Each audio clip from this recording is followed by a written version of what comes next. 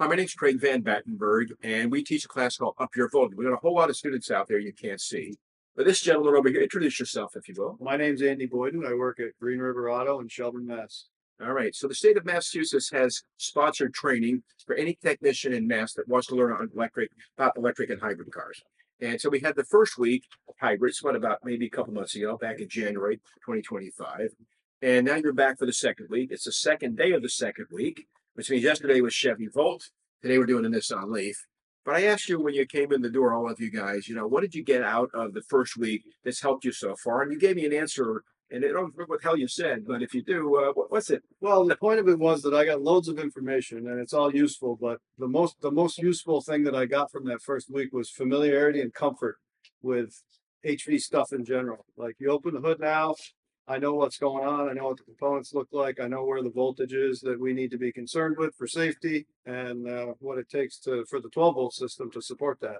So basically, first week just made me comfortable to move forward, and it did a very good job. Hey, and your boss, I came out to visit. You were there. Mhm. Had a tour of the beautiful facility. He does a lot of used cars. Yep. And you told me the other day he's doing now a lot of RAV4 hybrids. Yeah, there seems to be a lot of demand Yeah. for them. So Right. he's buying some nice clean But ones. there's only two of you, and you're buried with work.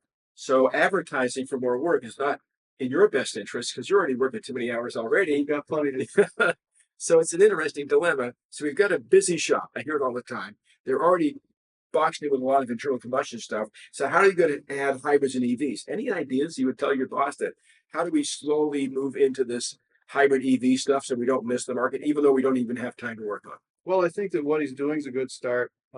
He's buying and selling a lot of hybrids, and when you establish that customer base, I think that increases the comfort level for customers, just like the first week did for me. Customers owning them, and me working on them. Yeah. So I think we're going in the right direction. So if they bought a used hybrid or EV, I don't think you've sold EVs yet, they can back it up with service. Correct. You can, and the other guy that you work with. Yep. So one of the things you mentioned was these hybrids. These are used going for $35,000. So the type of customer you're getting in to buy them has more money than customers you've had before. It would seem that It seems that way. You're not looking at their bank account. right. What I've noticed when I ran my independent Honda shop from 77 to 2004, first we had Civics and Accords. Next thing you know, in 1986, we have Acuras. Mhm. And my customers went up. They had more income. And guess what? I raised my prices.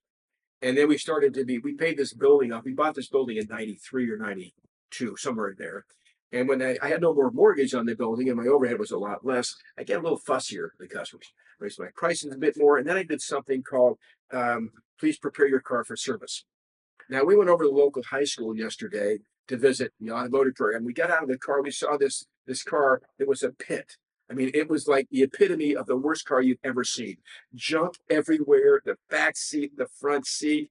I don't know if you've thought about this or your boss does this already, but when you bring a car in for service, tell the customer, please prepare your car for service.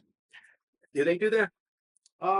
To a point. To a I mean, point. we try not to be too invasive to our customers, and Yeah. they've got to have it all cleaned out. But Yeah. I think that it's communicated to them that it behooves them to save labor time by having us clean all their stuff out and put it in a box. I don't want to pay somebody $100 an hour to box all my junk. Right. Exactly. So we were a little different. We just said, please prepare your car for service. What does that mean? Bring me the key or key fob you always use. Bring me any service records on any work you've had done since you were here last, in case it broke down or they decided to get a cheap oil change somewhere. Clean out the trunk because we want to check the spare tire. Yes, cars used to have spare tires in them. And then we wanted to actually go to the car wash, vacuum the car out, and not have a single thing of yours that was in there when you dropped out the car. And if it wasn't having a fuel leak, bring at least half a tank of fuel. Now, come on. The car comes in on empty. The fuel light's on. There's junk everywhere. They give you a key that doesn't even fit because it's their spare key that they never used before and it won't turn. And the only thing you can't find is the locking lug nut key. And the lock, forget about that. And you got to get your special tool out. So I'm on a campaign, just a campaign, trying to change the world to get customers to bring in some nice, clean cars, make sure they have enough money to fix their car, and everybody else will just take the bus. Anyway, this is ACBC here. Come see us sometime at 24 Wall Street, Worcester. Not only when we fix cars, we give advice. Whether you like it or not, we give advice.